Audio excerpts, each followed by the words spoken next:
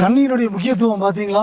அந்த ஆடுக்கு தெரிஞ்சிருக்குது பாருங்க. சொட்டு சொட்டா விழுகிற தண்ணிய எவ்வளவு பொறுமையா இருந்து குடிச்சிட்டு இருக்கு பாருங்க. ஏன்னா தண்ணி வந்து அந்த அளவுக்கு முக்கியமுங்க. ஏன்னா அது எவ்வளவு தாகத்துல இருக்கும். கொஞ்சம் சிந்திச்சு பாருங்க. தண்ணி ஒவ்வொருத்தருக்குமே, நமக்கு மட்டும் இல்லைங்க, அனைத்து ஜீவராசிகளுக்கும் தண்ணி முக்கியம். அதனால அந்த தண்ணியை வீணாக்காம பாதுகாக்க வேண்டிய பொறுப்பு நமக்கு மட்டுமல்ல, நம்முடைய தலைமுறைக்கே இருக்குது. அதனால எல்லாருமே தண்ணியை சேமிப்போம். ஒரு வளமான சமுதாயத்தை எல்லாரும் சேர்ந்து உருவாக்குவோம். ஏன்னா தண்ணி வந்து நம்முடைய ஜீவன் ஆடி. ஒவ்வொரு ஜீவராசிக்கும் தண்ணி அவ்வளவு முக்கியமுங்க. எவ்வளவு பாருங்க, எவ்வளவு சொட்டு சொட்டா விழுகிற தண்ணிய எவ்வளவு ஆனந்தமா குடிச்சு தன்னுடைய தாகத்தை தீர்த்துக்குதுன்னு பாருங்க.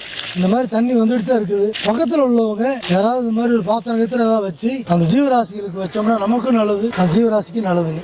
ஆடு சந்தோஷமா குடிச்சுக்கும். ஏன்னா அந்த பைப்பில் குடிக்கிறதுக்கு சிரமம் இல்லாம. ஏன்னா கோடை காலத்துல வந்து எல்லாத்துக்குமே தண்ணி தேவைங்க. நமக்கு மட்டும் இல்ல, ஆடுகள், மாடுகள், பறவைகள் எல்லாத்துக்குமே தண்ணி தேவை. இங்க எல்லாம் வைக்க முடியுமா அங்க எல்லாம் வைங்க.